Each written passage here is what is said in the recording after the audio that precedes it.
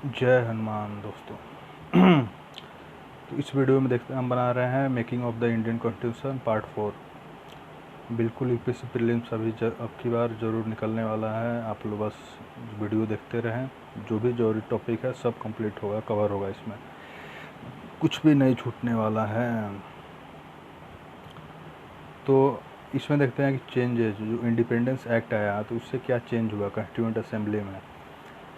आपको पता है कॉन्स्टिट्यूएंट असेंबली कब बना? नवंबर 1946। और जो इंडिपेंडेंस एक्ट आया, माउंटबेटन प्लान, तो उसमें बहुत सारे चेंज हुए हैं, उसको देखते हैं इसमें। तो पहली बात तो ये है कि पहला जो बैठक हुआ था 9 दिसंबर 1946, तो उसमें प्रिंसली स्टेट वालों ने भाग नहीं लिया। फिर बाद में भी ऑब्जेक्टिव रेजोल्यूशन आ गया दिसंबर 12 को, तब भी वो लोग नहीं आए। 22 जनवरी को ऑब्जेक्टिव रेजोल्यूशन एक्सेप्ट हो गया, तब भी ये लोग गायब थे। प्रिंसली स्टेट के जो 93 लोग थे वो लोग अभी सो रहे थे। उसके बाद जो है ग्रेजुअली वो लोग थोड़े थोड़े मात्रा में जग के आना शुरू किए। वो लोग भी सोच रहे थे क्या हो रहा है इंडिया, देखा जाए पहले। तो धीरे धीरे कुछ लोग आना शुरू किए। तो 28 अप्रैल 1947 तक जो है 6 प्रिंसली स्टेट के लोग आ चुके थे। उसके बाद क्या हुआ कि धीरे धीरे और भी लोग आ रहे थे, लेकिन जैसे ही 3 जून 1947 को जो माउंटबेटन प्लान आया, जिसमें कि इंडिया को डिवाइड करने का प्रपोजल दिया गया और एक्सेप्ट हो गया, इंडियन फ्रीडम भी हुआ। तो माउंटबेटन प्लान जो था इंडियन फ्रीडम एक्ट भी कहा जाता है, इंडियन इंडिपेंडेंस एक्ट, और साथ में वो डिवाइड भी कर दिया, पाकिस्तान और को अलग करके बना दिया। तो इसमें मुस्लिम लोग को मिल गया जो चाहिए था, मुस्लिम लीग भी आ गए। फिर 3 जून के बाद जो कॉन्स्टिट्यूएंट असेंबली में मुस्लिम लीग वाले सभी लोग आ गए और प्रिंसली स्टेट के भी सभी लोग आ गए। तो फुल फ्लेज्ड अब कॉन्स्टिट्यूएंट असेंबली हो गया कंप्लीट। अब जो इंडियन इंडिपेंडेंस एक्ट जो है उसको 3 चेंज लेकर आया। वो 3 चेंजिंग क्या है वो देखते हैं। पहला ये कहा इंडियन इंडिपेंडेंस एक्ट कि जो कॉन्स्टिट्यूएंट असेंबली है वो फुल्ली सोवरेन बॉडी होगा। वो जो भी एक्ट चाहे बना सकता है, कॉन्स्टिट्यूशन जैसे चाहे बना सकता है, डेमोक्रेसी बना दे, कम्युनिस्ट बना दे, रसिया की तरह बना दे, जैसे चाहे बना सकता है। कोई फोर्स नहीं किया था कि ब्रिटिश की तरह पार्लियामेंट्री डेमोक्रेसी हो, ऐसे कुछ था नहीं उसमें। लेकिन वो पूरा सोवरेंटी दिया था, लेकिन इंडिया खुद ही चूज किया। वो नेहरू जी ने बताया था कि हम लोगों ने ब्रिटिश को कॉपी नहीं किया है, बल्कि अपना जो एंशियंट हम लोग का ऋग्वेद में सभा समिति करके मेंशन्ड है। सभा समिति मतलब the meeting of the elders and the meeting of the general peoples, वो सभा समिति करके था। तो वैसे ही राज्यसभा लोकसभा बना दिया गया।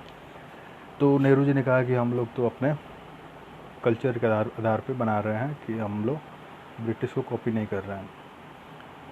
उसके बाद क्या हुआ कि तो ये है कि फुल्ली सोवरेन बॉडी, पहला पॉइंट ये दे दिया। और ये बोला कोई भी किसी भी तरीके का कॉन्स्टिट्यूशन बना सकता है, और जो भी एक्ट बनाया गया है ब्रिटिश के द्वारा उसको हटा भी सकता है। लेकिन बहुत सारे एक्ट हटाए गए, बहुत सारे अभी भी रखे हुए हैं जो हटाने की कोई ज़रूरत नहीं थी, जो कि उससे देश को कोई प्रॉब्लम था नहीं। जैसे कि इंडियन पेनल कोड, IPCC जो कहते हैं, तो उसमें बहुत सारे प्रोविज़न है जो 1800 में बने हुए थे, अंग्रेज़ों के ज़माने में, अभी भी चले आ रहे हैं वो। तो ये पहला हो गया कि कोई भी लॉ बना सकता है, कोई भी लॉ छोड़ सकता है जो ब्रिटिश के द्वारा बनाया हुआ है वो। सेकंड ये प्रोविज़न था इंडिपेंडेंस एक्ट का कि जो कॉन्स्टिट्यूएंट असेंबली है वो एक पार्लियामेंट की तरह भी काम करेगा जब तक कॉन्स्टिट्यूशन बन नहीं जाता है। जब पहले तो कॉन्स्टिट्यूशन बनेगा, फिर इलेक्शन होगा, फिर तो पार्लियामेंट बनेगा, लेकिन तब तक इंतज़ार तो कर नहीं सकते हैं। आज़ादी तो अभी देख के ब्रिटिश को जाना था।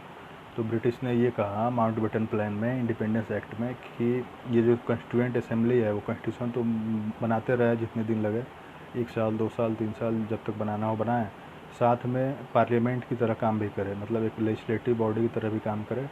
जो भी कानून बनाना हो, मतलब टेम्पररी लॉ, जो general law of the land, देश को चलाने के लिए जो भी कुछ कानून चाहिए, उसको भी साथ में बनाते रहे, एक पार्लियामेंट की तरह, लेजिस्लेटिव बॉडी की तरह भी काम करते रहे साथ में। ठीक है।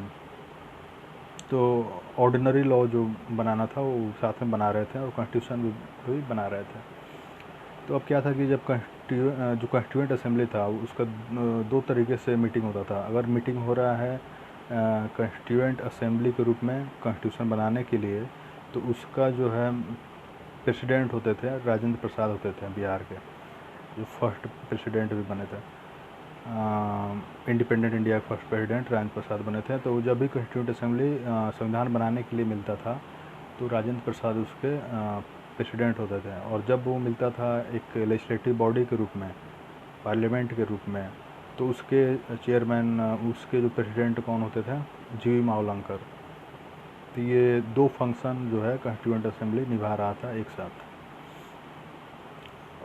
थर्ड पॉइंट जो है इंडियन इंडिपेंडेंस एक्ट का, वो कहता है कि उसमें क्या हुआ कि क्या चेंजिंग आया कि जो मुस्लिम लीग के जो मेंबर लोग थे, अब पाकिस्तान एक नया स्टेट बन गया, मतलब कंट्री बन गया, तो जो लोग मेंबर थे कॉन्स्टिट्यूएंट असेंबली में मुस्लिम लीग के, वो लोग जो पार्ट पाकिस्तान में गया उस पार्ट के मेंबर छोड़ के चले गए कॉन्स्टिट्यूएंट असेंबली को। तो इस तरीके से 389 जो ओरिजिनली बनाया गया था 1946 कैबिनेट मिशन प्लान के द्वारा के बाद, वो 389 से घट के 299 मेंबर हो गया। 90 जो है माइनस हो गया, मुस्लिम लीग वाले जो पाकिस्तान के एरिया वाले जो थे वो चले गए। तो ये हो गया अपना। और जो कुछ प्रिंसली स्टेट जो थे जो पाकिस्तान के भाग में हिस्से में चले गए वो, तो इस वजह से 93 जो प्रिंसली स्टेट का सीट था 93 से घट के हो गया 70। तो टोटल 299। तो ये हो गया अपना इंडिपेंडेंस एक्ट का 3 चेंज आया इंडिपेंडेंस एक्ट आने से। अब जो देखें अगर अदर फंक्शन परफॉर्म्ड कमेटी क्या है, ये सब अगले वीडियो में देखते हैं। अभी अपना हो गया चेंजेज बाय इंडिपेंडेंट एक्ट, ये कंप्लीट हो गया। ओके दोस्तों, जय हनुमान, जय माँ सरस्वती, बाय।